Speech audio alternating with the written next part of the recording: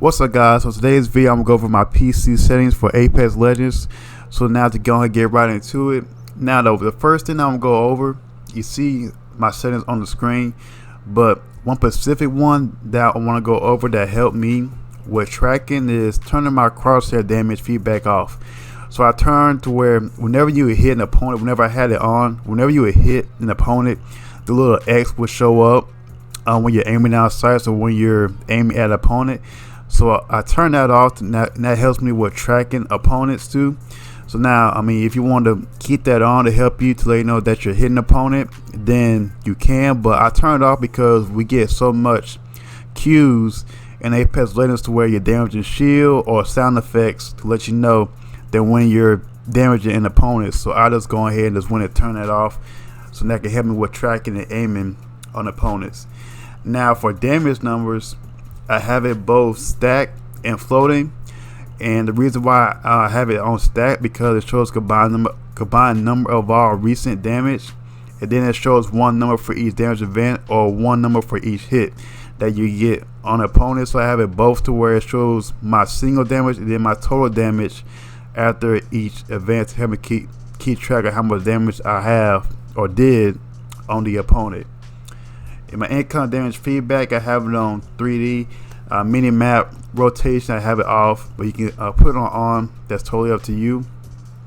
Streaming mode I have off, but if you're a streamer or you stream Apex Legends, then you can turn that on to shows to where it will tell you player Wraith 3462 or Bangalore 5610 or whatever. For my mouse sensitivity, I have it at 3.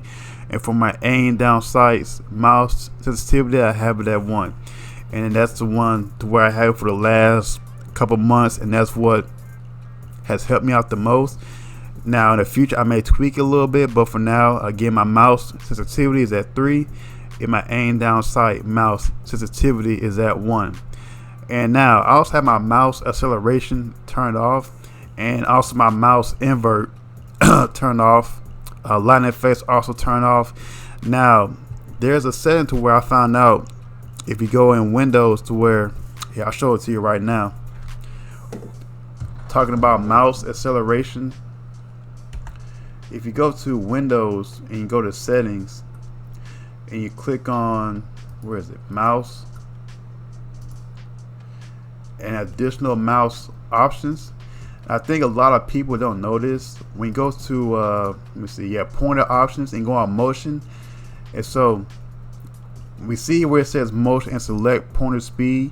And so if this is checked like it is here, what it does, so it accelerates your mouse whenever it's turned on. So make sure if you have that turned on in Windows, make sure you turn that off, so that turns off mouse acceleration based off in the overall Windows computer. So I turned that off a couple of weeks ago, and I learned that from Viz, from watching this stream, and he mentioned that on Twitter. So I turned that off, and so that's one thing you guys also add for your mouse sensitivity. Now for my movement keybinds, I mean, you can play around this how much, however you like it, but these are how my keybinds are set up, as you see here on screen. And yes, I do have my movement keys, pretty much how a person would type. You know, that's what helped me come from control the mouse and keyboard. Helped me to adapt real quick was I pretty much have my movement keys to how I type. I know it's kind of unorthodox, but you know, that's what helped me transition to using mouse and keyboard quickly. So I have S to move forward, D for move back, and A for left, and F for right. All right. Keep it moving. You see how my other keybinds are set up. Pretty basic, pretty simple. So again, but that's for anything for you guys to play with. I know everybody has their own settings, their own style of where they want their keybinds to be at, but I'm just showing you guys of what my keybinds are. And then, but it's something for you to try out. If you want to change the keybinds, then you can.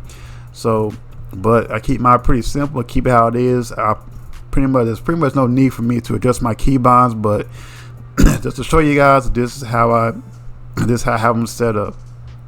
Now to quickly, for controller, when I first started playing Apex, I did use controller, and this was my settings. Now one thing that I want to mention for those that do use controller for Apex Legends is use button puncher for your settings. And the reason why, if you have it on default, then your melee will be the right thumbstick. And so I know when I first started playing Apex, where I would try to melee somebody or try to move, and then I would do that accidentally while trying to switch my weapon. So I switched the preset to button puncher and put the B button for melee, and then have my R for crouch. Alright, so make sure it's one definitely switch. I highly recommend for those that use a controller for Apex Legends. And you see here, I have default stick layout. My sensitivity for movement and aiming for controller, I have it at 4, and my sensitivity for aiming down sight, I had it at 2, and for my response curve, I had it at classic. But again, it's all based on what you're comfortable with. I know people have different, styles, whatever makes them comfortable. But these are my settings I have control when I did first start off with Apex, but in April I switched to mouse and keyboard. Alright, so now to keep it moving for the video, full screen resolution. Now for the field of view, I have it at 90, so I highly suggest you have your settings if you're on a 20-inch or 21-inch monitor playing on PC, to have your setting between 90 and 100. But if you're playing on a big screen TV, then you probably put it low between 70 and 80. But I have my field of view at a 90 for my settings. Now I have VSync disabled, and the reason why I have anti-aliasing and texture streaming, texture filtering all low is, I want the best performance. And even with all these low settings, Apex Legends, everything still looks good. So I have everything down to pretty much low. I don't have a high-end processor computer, and you guys will be shocked, what processor that I will have. But I pretty much have most of my video settings to low, so I can get better performance out of my gameplay or computer when I'm playing Apex Legends. And then audio is pretty much self-explanatory, however you want to adjust it. But these are my settings for Apex Legends. And make sure you like and comment down below if these tools help you or what you'd like to see next. Make sure you subscribe, and I'll see you guys later. Peace.